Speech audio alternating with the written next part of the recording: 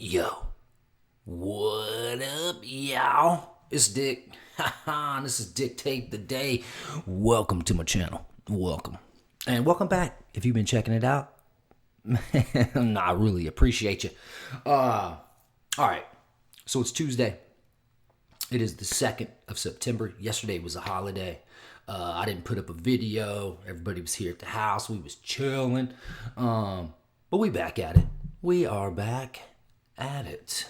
All right, so today I got some things for us to I don't know, kind of marinate on, make a little decision, do a little research if you feel like it. And if you're just here for the entertainment process, thank you again, because that's all this is, y'all. It's just entertainment. If there's something that strikes you a certain way, maybe it is worth a little research, or maybe you can just dismiss it to me being crazy, and that's okay. All right. You know how I like to do this. I can't just start raw dog on you. You know what I mean? I got to get the energy right. As the kids say, you know what I mean? Check the vibes. Let's bring up our vibes, shall we? Got us a little free YouTube music. I know. The copyright thing is serious, so I got to run it this way. All right, y'all. Let's get our groove on. On your mark. Get set, dictate your day.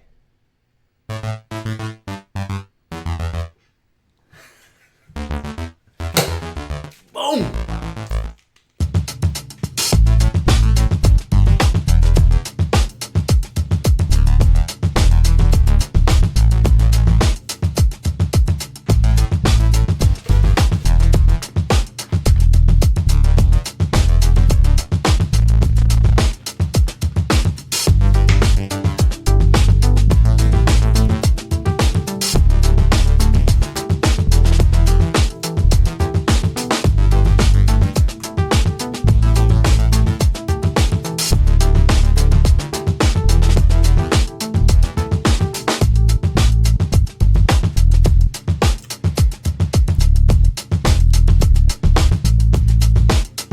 Okay, that's enough.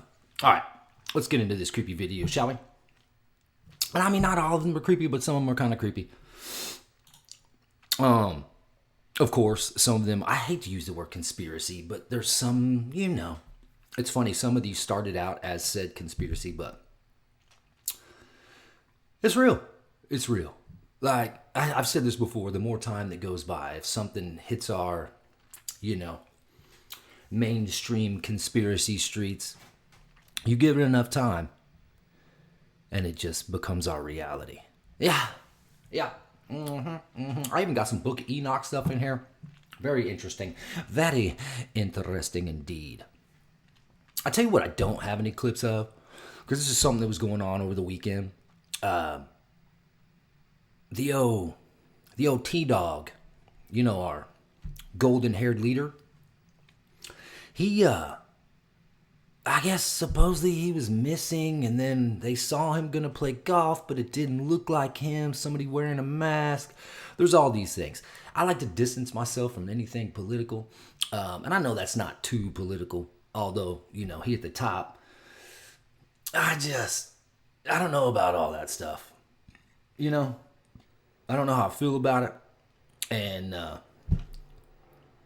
it's pushing the lines as far as the guidelines go on the tubes, and I just rather avoid it, so for the time being, we gonna keep it fun, esoteric, conspiracy theoric.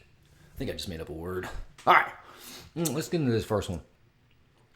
I'm not gonna lie, I feel a little hazy and whatnot today, but we gonna get through this, man. I got y'all with me. Let's go. What is that I see? Well, that looks like what it says. Cloud seeding. And I don't know if you remember. I'm sure some of you do.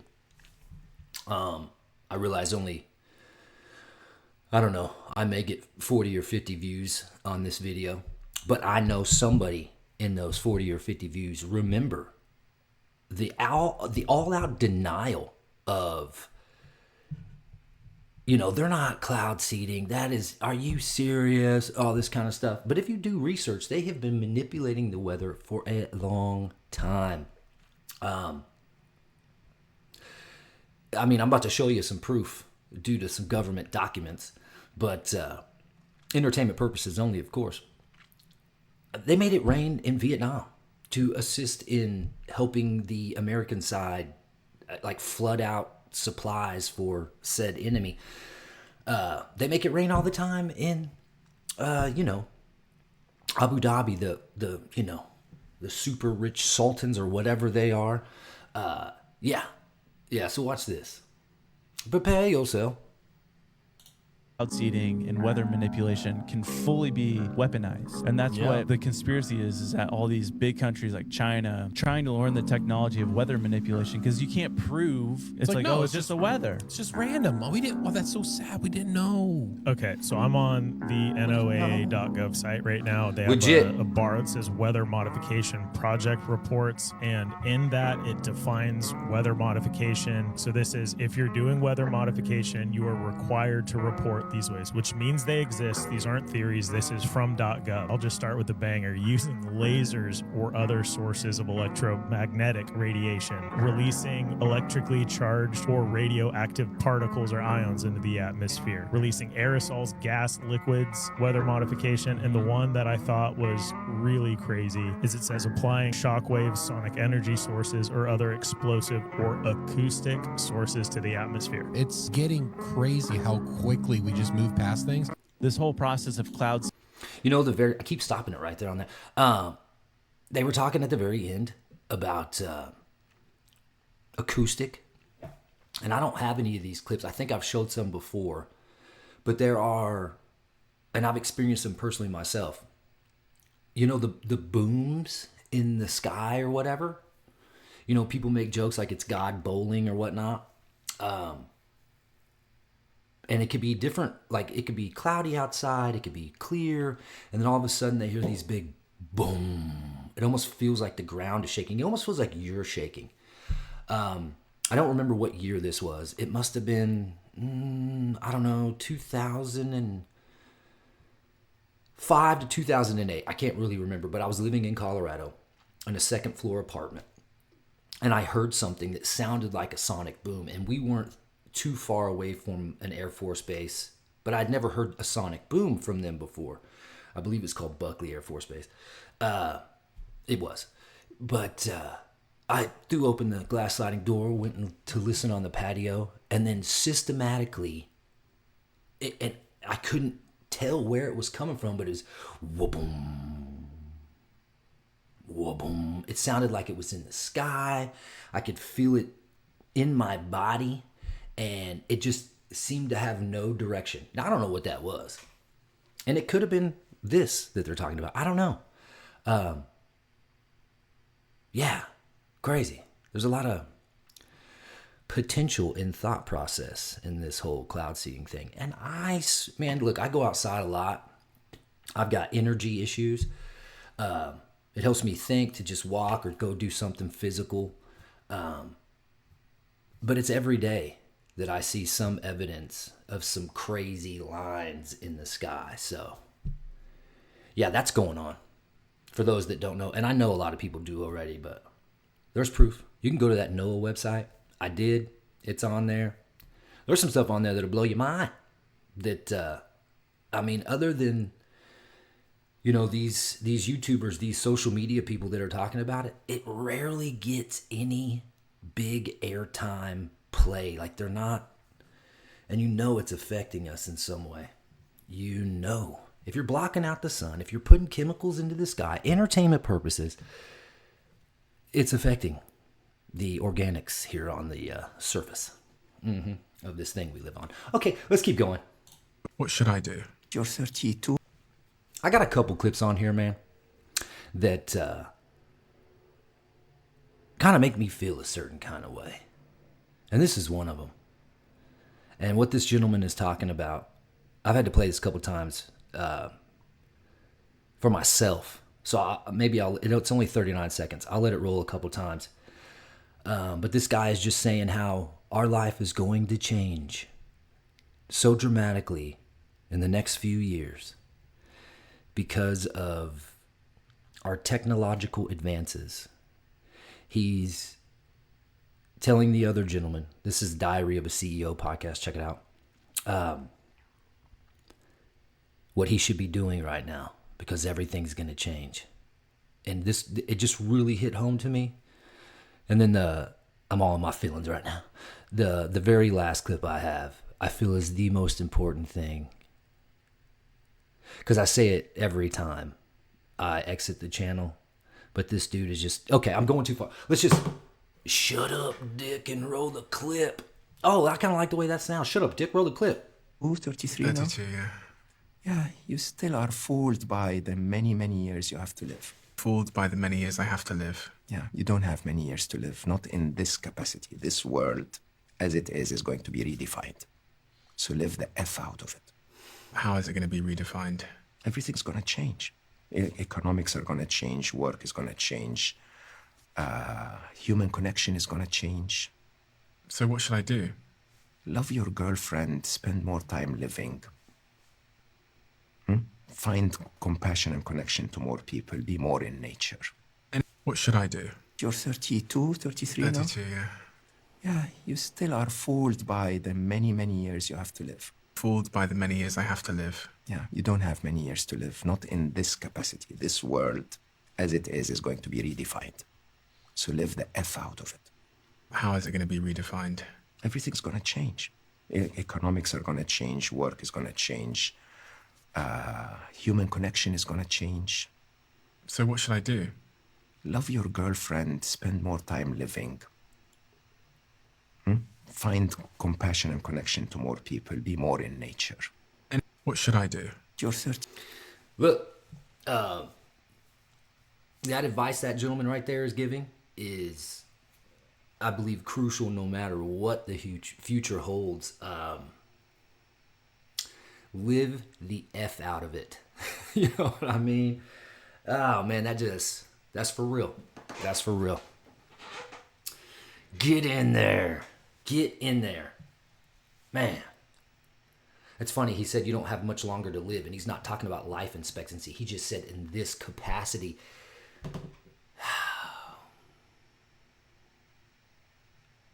Man.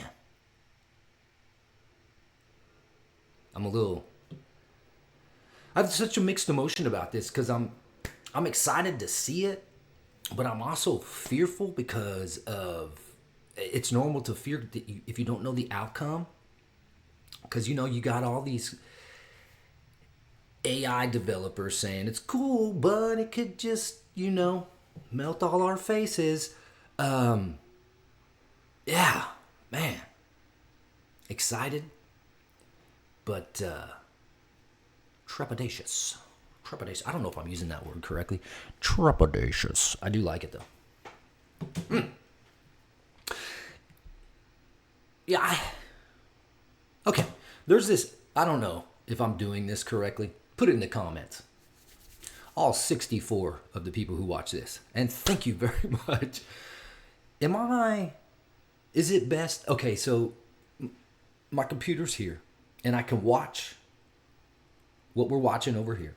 And then over here, I got my editing software thing that I'm able to watch myself reacting. So I can see these things. Doesn't matter where I look. Is that weird? I'm looking over here. And then here's me at the camera. Here's me looking at what you're looking at. And then here's me looking at the computer. I'll check this out when I watch it back. You know what I mean? Put something in the comments. Where you want to see me looking? Where you want to see me? Okay, I'm bullshitting, y'all. Let's go. Let me share some interesting new information about 3i Atlas that you should not ignore. In this last week of August, there are some brand new pictures that have come off of the Webb telescope. Now, one of the things they do is they show the chemicals that are coming off of that object in space. One of the things it's detected is that there's a lot of carbon dioxide coming off of it. A lot of carbon dioxide. Carbon dioxide is what people and animals breathe out. You know, we breathe in oxygen, mammals. We breathe out carbon dioxide. You can imagine Avi Loeb had a lot to say about it. He thinks it's darned unusual, and he talks about it in his blog. But here's your huckleberry. This is where Professor Loeb compares 3i Atlas to a city-sized spaceship. Check it out. He says, the mass loss rate from 3i Atlas of 129 kilograms per second amounts to the carbon dioxide output of about 10 million people. A space platform which measures 46 kilometers in diameter could potentially host the needed population of biological passengers if they're packed as densely as humans are on Manhattan Island. Damn. Yeah. Now, if you don't like this video, go and read his blog for yourself. And after you read it, then tell me what you think about it. I think Avi Loeb is trying to get our attention. I think he thinks that what's up there is really, really unusual. It is heading this way rapidly, and it just might change everything. Otherwise, I don't think he'd make comparisons like that. I don't think he'd use language like that. If you're not comfortable with what I'm saying, go read the blog post for yourself and then decide what you think. Either way, I want to know what you guys think and feel about it. Let me know in the comments. I'm gonna let you know right now. Let me share some. Okay. I've been waiting to share this for a hot minute because I've told my wife several times, and I just want to see what other people think. Okay, this is my interpretation of this information. My interpretation of this information is, so this mass that's floating in space, coming at us at like a gajillion miles a second or whatever, is emitting carbon dioxide, which is what I'm breathing out right now. It's what you're breathing out right now, unless you're from some other planet. Thanks for checking me out. Mammals, anything that breathes. And so, like, if this is a spaceship with ventilation and it has organics on it, it's like its exhaust system would be emitting to, you know, purify the air on the inside and be coming out somewhere. Like, I think an airplane, the way it works, it filters the air and recycles it. It takes the carbon out and brings in fresh air, which is kind of gross. I don't know if they still do that. I know some of the older planes do that. So that's a thought process. But I also thought, what if the whole thing is alive and it's breathing? You know what I mean? And I was like, this thing could be a dragon, a space dragon flying through space. But then it just hit me. You can't breathe in space, but maybe this thing can. I don't know. But check out the very next video that I found after saying this. This is crazy. And it's in the same vein of crazy thought. Here we go. Watch this. I am so effing tired about talking about 3i Atlas and whether or not it's hostile or friendly or aliens or a meteor or a comet. But on this topic, have you seen the alleged photos that the James Webb Telescope have put out claiming to be the real image of what 3i Atlas looks like? No? You haven't? Okay, well, good thing I'm here. Take a look. Clearly, we were all wrong because it's obviously Godzilla. It looked like Godzilla. The amount of insane photos that I've seen of 3i Atlas now, from little aliens captaining the ship to it producing rainbow colored lights. Not to mention every day there's a new story, like it's changing directions, it's communicating with governments. It's a lot to keep up with, but where do you stand? Are you on the it's hostile and coming to destroy us, or are you welcoming them to Earth? I am so... let me get it to that point here. Let's see if I can find this. That the 3i Atlas looks like? Godzilla. I mean, it does kind of look like Godzilla's face. Because his head's so... He got a little bitty head, a big old body. And then, you know, are those his... Yeah, whatever. I don't know if this is even... Because this looks like it has clouds around it. I just...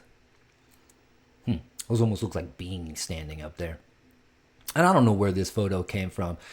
But I do like the thought process. And hey, check it out. It's like I said, it's September 2nd. We are that much closer to this thing getting closer if it's even real. Entertainment purposes. Project Bluebeam. Y'all hear? I heard something about what? Just kidding. Roll up. A fisherman filmed this. Oh, okay. For the past few days, I have been seeing a bunch of mermaid clips. And I'll set this up a little bit. Supposedly, and it's not this video. This is just one of the videos that came in to the feed.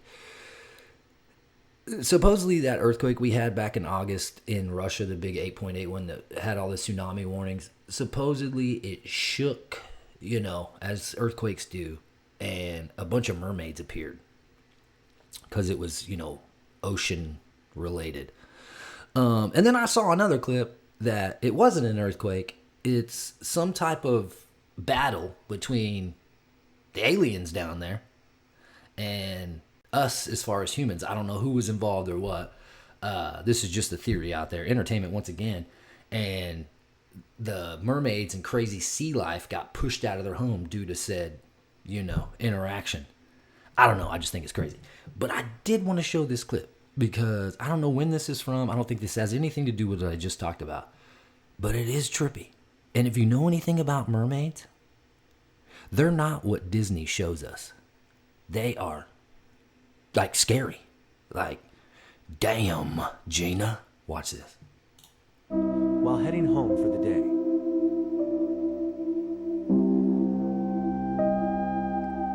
The face is unsettling.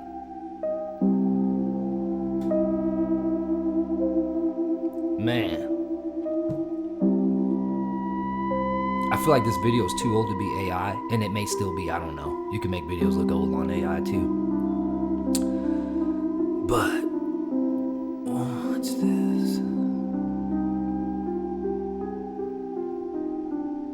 A fisherman filmed this while heading home for the day. Hey, there has been, I didn't put anything, maybe I've mentioned it in a video in the past, but there's supposed to be this, I don't even know what to call it. I guess it could be conspiracy theory. God, I hate that. That the uber rich elites, Hollywood, higher up, whatever, nefarious construct, they eat mermaids. It's supposed to be some super delicacy. Man, I don't know. That's a lot. But you never know. I mean, what are we doing? Okay, next. You've done a film on the Dogman, right? Yeah. The story is that this kid, 15 years old, I gotta stop this. Okay. I love ninjas or butterflies. I try to support them by watching them and liking and sharing and all that stuff. Hell, I'm doing it now.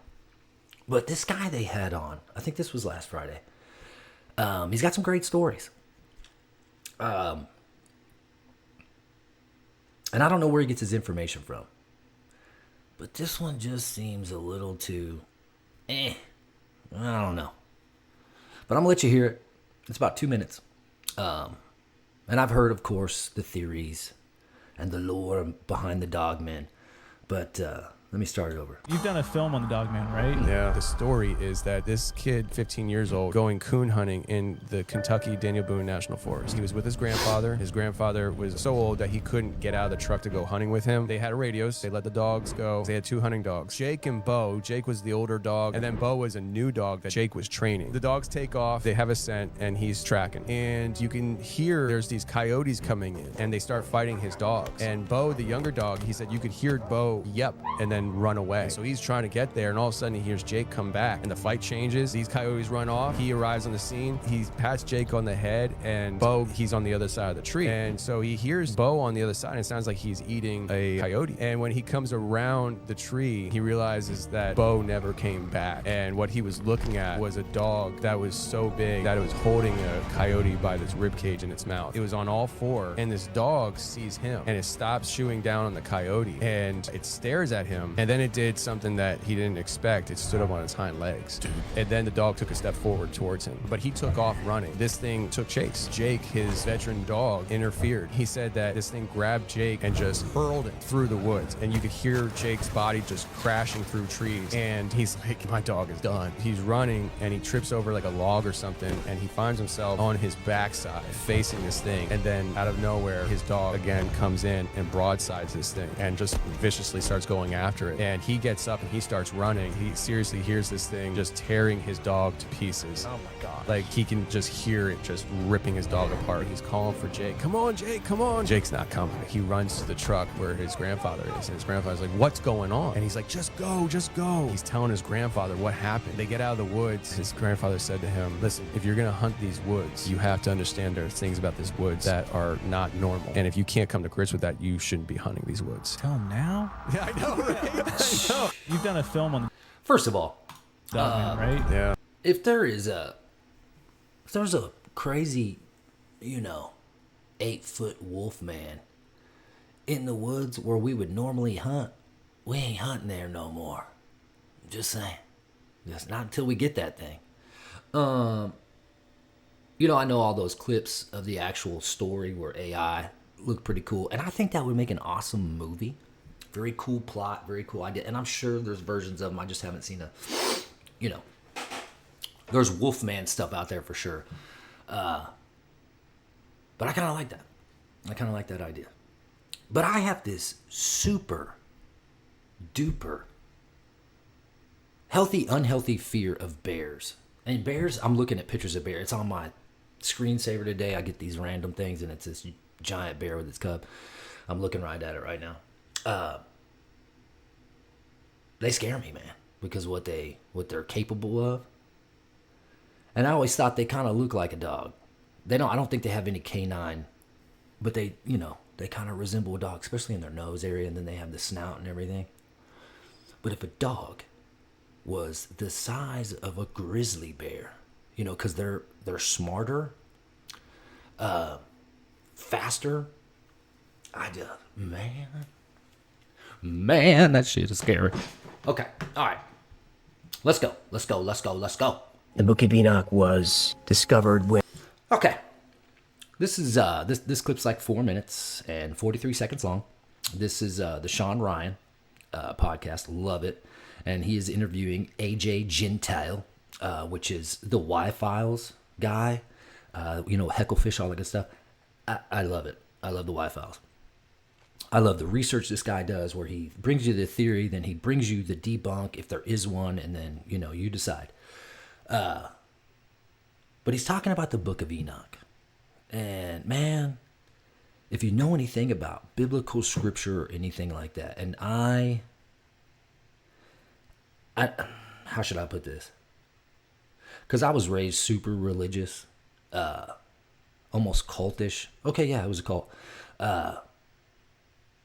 But we referenced, the same Bible we all use, well, most of the Christians use today. No Book of Enoch in those. But once I found out about this and the stories and how they relate to the scriptures that I do know, I can't believe I'm talking about scriptures right now. Crazy. All right, just check this out. Quit talking. Okay, here we go. When, like, an adventurer, I forget when it was, maybe 18th century, was looking for the source of the Nile River, which was kind of a big deal at the time, and he found it, and it was somewhere in Ethiopia. And he gets to know the locals there, and they're Ethiopian Jews that have been there for 3,000 years. So he's friendly with them. They take him up to their, whatever you call it, their church, and he sees this giant book. What's like a giant book? What's that? He said, that's the Bible. He said, oh, it's a Bible? They said, no, that's the Bible. When the King James Bible, I don't know how many books it is, like 66 or something like that, where this had over 100 books. And in there were Book of Enoch, the Book of Giants, all this other stuff. So you have Genesis that starts, basically let there be light. But in this expanded Bible, you have all this stuff that happened before then. So we know a little bit about Moses from the Bible, but if you read these other books, you learn all about Moses and Enoch and Methuselah, and these men are all related, and going back this like 10 or 12 generations from Adam, it's all in there. And this kind of ties in with the pseudo-archaeology and how mainstream wants you to stay in your lane. So this book is discovered, and they've had this for thousands of years. There's the story of the Queen of Sheba. There's only a little bit about her in the main Bible, but this expanded Bible has the Queen of Sheba going up to meet King Solomon, and she's fascinated by him, and they fall in love, and she gives him a child named Menelik, and that ties into the Ark of the Covenant and all that stuff. So we have that one story, but it's kind of an outlier. It's Ethiopian Jews, which is kind of strange, but legitimate. But then much later, the Dead Sea Scrolls are found, and then among the thousands of parchment there's the Book of Enoch, copies and copies of it, and the Book of Giants. So the story is that there's these sky gods, and this story. Before he continues, if in the Dead Sea Scrolls they found missing books, why didn't we get updated versions of the old Bible? I got some theories. Let's continue. Story, for people who know it, is going to track exactly with the Anunnaki. It's going to track right with it. This Bible story is going to track right with it. So you've got these sky gods, and they send watchers down to Earth, and their job is to shepherd and guide humans, teach them animal husbandry and agriculture and all that stuff. But the watchers become corrupt and fascinated with human women. And Hecklefish says, oh, that's not going to end well. And it didn't. So the watchers, who are probably angels, they interbreed with humans. And then their offspring are the Nephilim. And the Nephilim are they're giants. In some books, they're 350 feet tall. They're vicious. They're violent. They're cannibals. And these are the unholy offspring of the angels and humans. Is it angels and humans or demons and humans? In the earlier books, what's the difference? I don't think the books really take a stance, because the watchers are there with good intentions. But I think there's lessons in all of that anyone can be corrupted.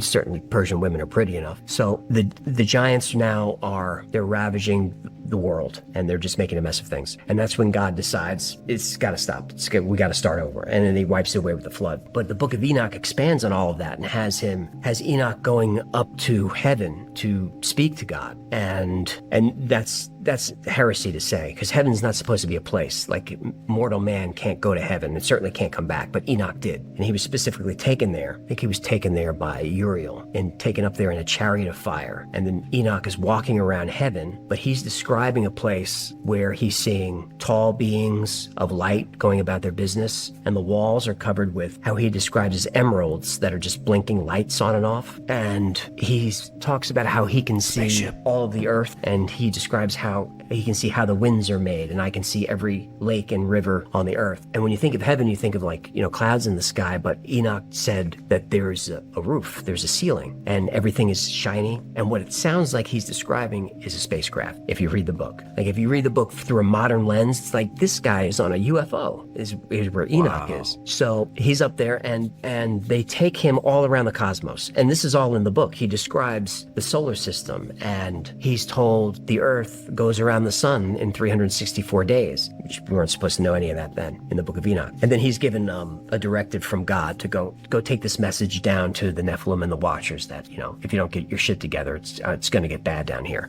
And they ignore the order, and that's when the flood comes. And then only one man is chosen to survive the flood, and that's Enoch's grandson, and that's Noah. And that's where the Noah's Ark story comes from. But it tracks pretty closely with the Anunnaki story and the Cataclysm, and it tracks a little bit with the Epic of Gilgamesh. The Book of Enoch was crazy, man. You decide. Entertainment. Let's go. See what he says. I just listen to this guy for a minute. This is this hits, this cuts deep, as they say. Poor people of America. Let them cook. Not because they are weak, but because they were the first to see the machine from the inside. And I'm about to defend the working class of America like no one ever did. And by the time I finish, you'll see them with different eyes. For over a century, the American people have been fighting back. They have. Through civil disobedience, whistleblowers, grassroots movements, union strikes. and the relentless invocation of their constitution. The real battle wasn't red versus blue, it was corporation versus constitution. And every time the people gained ground, the system adapted. You have to understand something very important. When a system becomes parasitic, it doesn't destroy its enemies first. It destroys the host. And America has been the host. America was also the test lab. They were first to be flooded with addictive pharmaceuticals. First to be buried in weaponized debt. First to be psychologically fractured by engineered identity wars. First to be entertained into sedation. And first to be punished. Because if Americans woke up fully, it would be game over for the machine.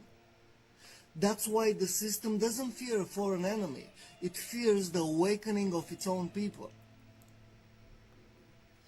The American people are a hero, but no one told them they were living in the dragon's mouth. And what you're witnessing, in the collapse of trust, the social chaos, the inability to distinguish truth from manipulation, isn't because the people have failed. It's because the people have been systematically broken and then blamed for it. They are not the tyrants. They are the first line of resistance that's being crushed preemptively, so the rest of the world won't get any ideas. So what now? Do we abandon them? Do we mock them? Or do we finally recognize that behind the opioid crisis, the obesity, the division and the rage is a population in mourning? Mourning the death of its sovereignty, its family structures and its purpose. The question isn't whether Americans deserve to be free. The question is whether they'll remember that they were born to be. See what he says. Poor people of America. That is a solid message, man. And this kind of, like it says there, facts. He is spitting facts. This is the information that, you know, if I share with people that I have random conversations with throughout the day, whether it's, you know, certain acquaintances that I have, you know, certain family members, things like this, to where I don't want to use the word NPC, but it's like maybe it's a fear of it being true or something, but there's so many people with the blinders on, not realizing entertainment purposes only. Man, because I feel like this kind of information, as time goes on, will not be allowed unless something changes. And here we sit in the mouth of the dragon. Yeah. All right, here we go. Ladies and gentlemen, pre-crime. And damn it, this ain't. Watch this. Man, if y'all remember Minority Report, the precogs were the people laying in the water and, you know, predicting, you know, unalivings before they happened. Man, we are not far off. It's just not going to be psychic beings. It's going to be our intelligence of artificialness. Watch this. Is officially here. I am now about to launch Gideon, America's first ever AI threat detection platform built specifically for law enforcement. It scrapes the internet 24/7 using an Israeli-grade ontology to pull specific threat language and then routes it to local law enforcement. It's a 24/7 detective. It never sleeps, and it's going to get us in front of these attacks. I've got a dozen agencies on board, Trace. I just onloaded a major Northeast agency with over 2,700 sworn. This is America's early warning system. It's America's early warning system to stop anti-Semitic attacks.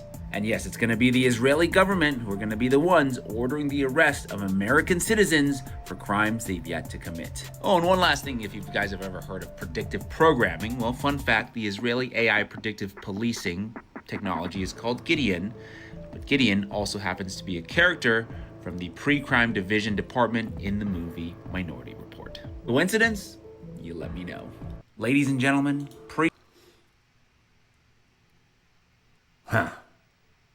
Man, I just had a thought that entered my head that from another clip I saw, and I'm trying.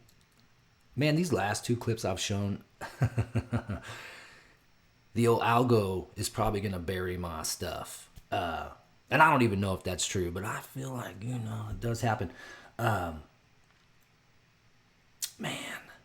I don't know how to get this out there without getting flagged.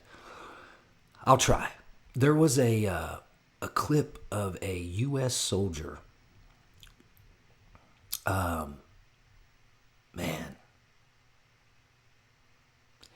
Who is, I guess, and he's like been in his entire adult life, and he's in trouble right now. And it just has something to do with the Israeli flag. That's all I'm going to say. I'm sure you can Google that if you feel like it. But I am interested if anyone feels frisky enough to put their comment in the comments about what you think about all this. Damn. All right, let's go. We need to understand what's at stake here because Grok 4, they demonstrated it last night. It surpasses the expertise of PhD level scholars in all fields. It can get 100% on any test for any field. Mathematics, physics, engineering, you name it. This is not a search engine. How many years did I say between 2027 and 2030 we would start to see this? Oh, a million times. That was always For your years, window. Grok shows us 2026 or 2027 is when we're going to hit it. Okay? Last night, Elon Musk is touting this AI and all of the solutions, and then he says probably 3 times something like this. It's somewhat unnerving to have created intelligence that's greater than our own. He then goes on to call it terrifying twice. I somewhat reconciled myself to the fact that even if it wasn't going to be good, I'd at least like to be alive to see it happen. And let me be very, very clear. We need to understand what's at stake here because Grok... Man, that bothers me the most about the whole artificial.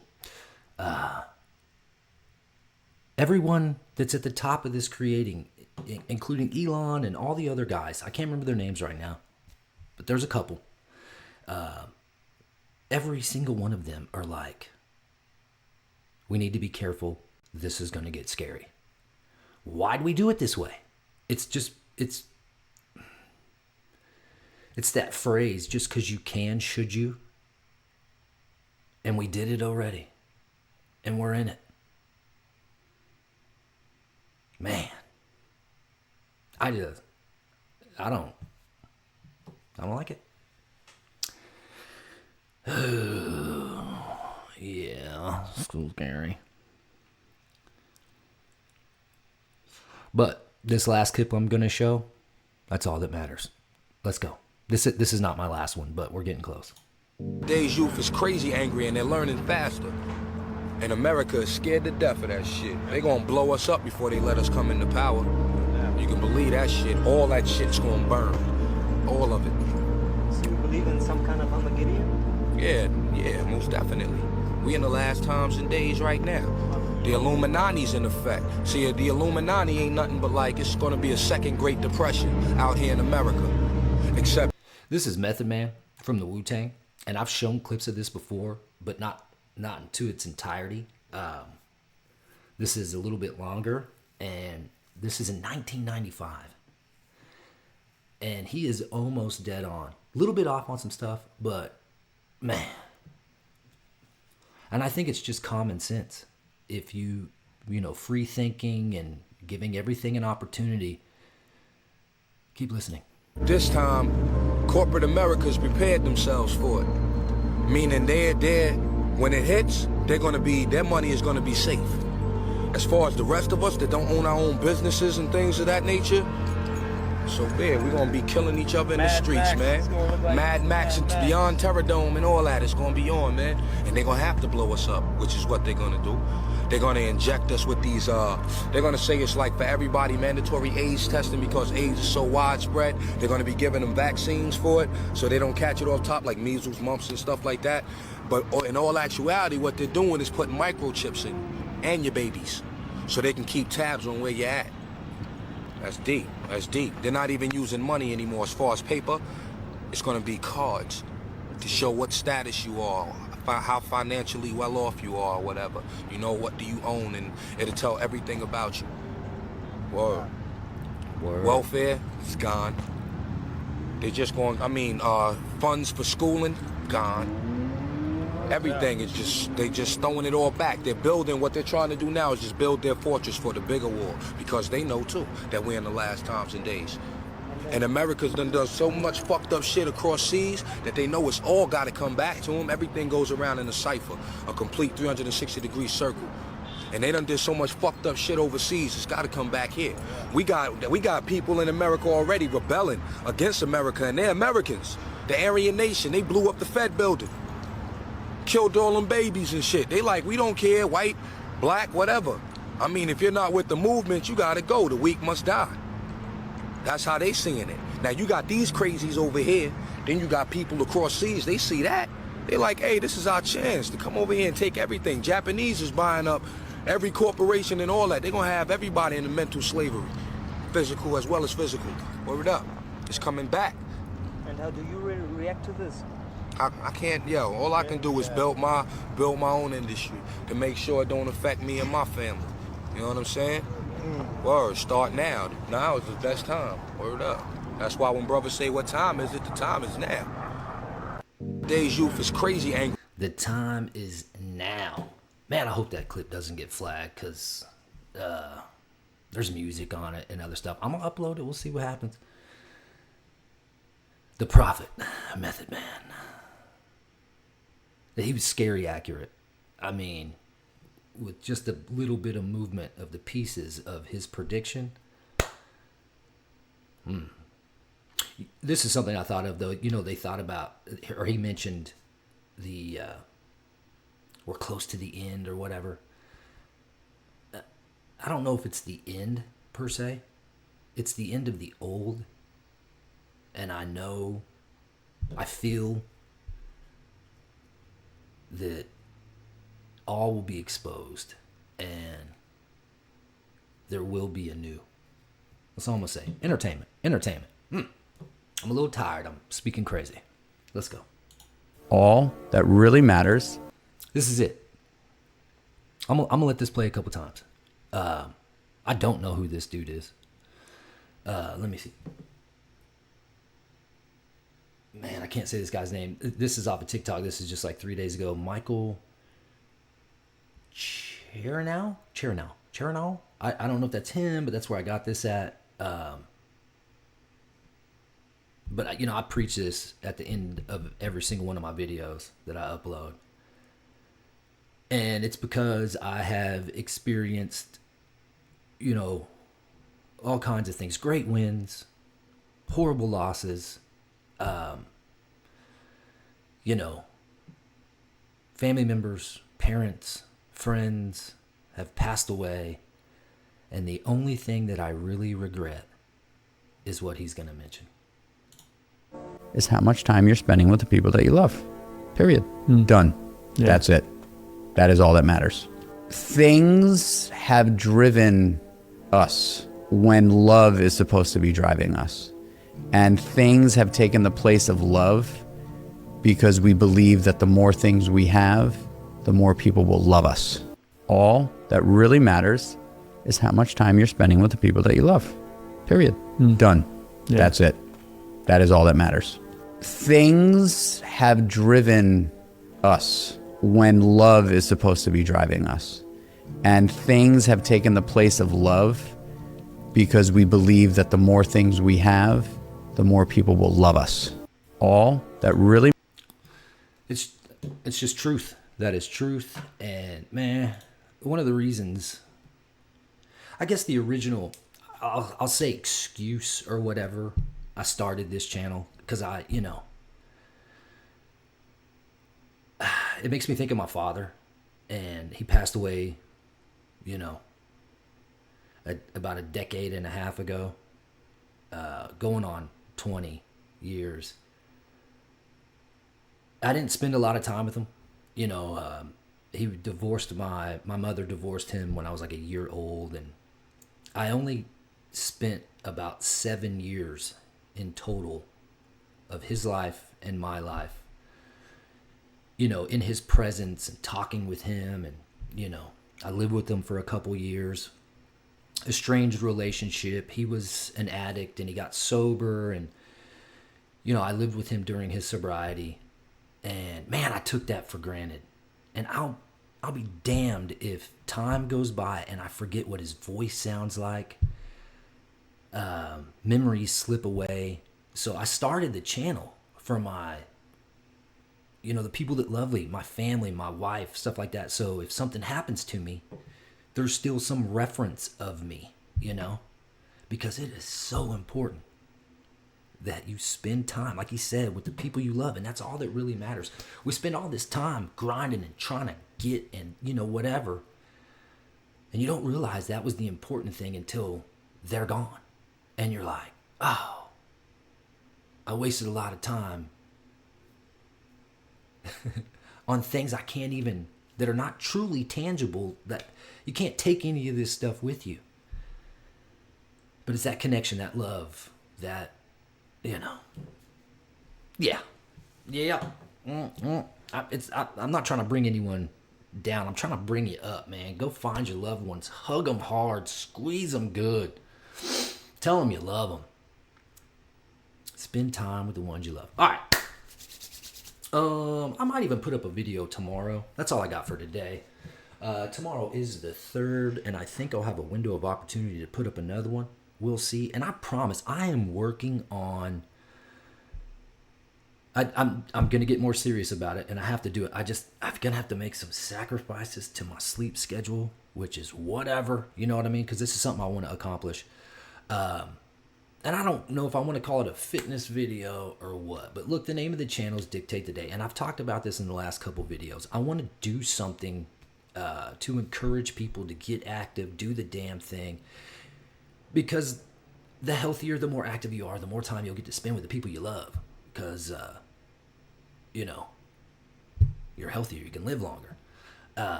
Plus, you feel better. You can love better when you feel good about yourself. I'm going to do some type of fitness, exercise, something. I'm not going to a full commercial gym anymore. I'm just using my apartment gym. I'm going to see if I can record in there. I'm going to breeze by the office and just kind of shoot up a conversation. Be like, hey, if it's early enough in the morning, is it cool if I, shoot some fitness content in there? Because I don't want other people to be in the video. I'm trying to make it quick. I'm even thinking about doing some TikTok shorts with said video. Maybe putting them on Instagram. I've been talking about it forever. But I'm putting it out in the ether because I want to get this done. I just watched a video, though, about, it's suggestions about your YouTube channel, and they're saying you should stay in the lane that, like, I should start another channel for Dictate the Day. I should have another channel for the reacts. That's what the pros say. But I look at it like this. This is the stuff I'm into. I'm Dick. This is Dictate the Day, and this is how I do it. So I think I'm just gonna keep it all right here. Unless something, for some reason, I need to do that. All here. All right here. All right, y'all. I'm going to go ahead and shut this process down. Hope everyone's Labor Day weekend was awesome. I hope you spent time with your loved ones. If you didn't, there's still time. Hang out. Give them some love. And you know how I end this every time? With a similar message. And I believe it's the most important thing. And that is share your knowledge, spread your love. It can even be spread your knowledge, share your love. Share your love, spread your knowledge, whatever. All right. I think it's one of the best way to dictate your day or accomplish what feels right for the human body, the human mind.